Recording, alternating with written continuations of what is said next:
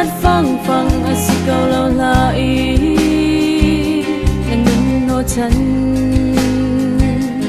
dây asi adong naga lay dip treo y kêu tràn đi anh muốn nói chân theo rào ra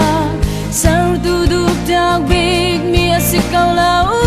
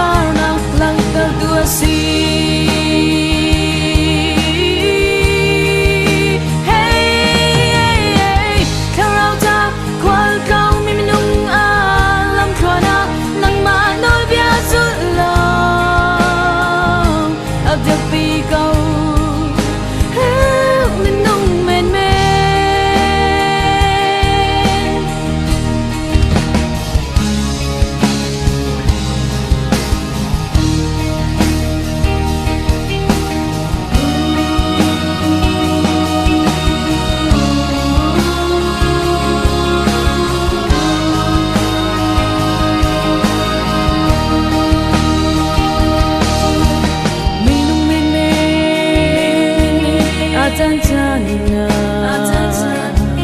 nét giặc nạc phun ra kiếp giống vết tông cầu xe lô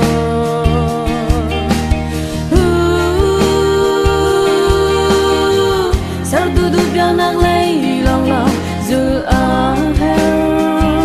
anh nên trong ta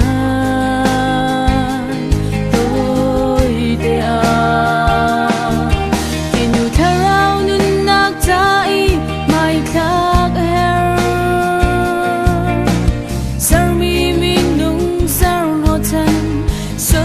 ta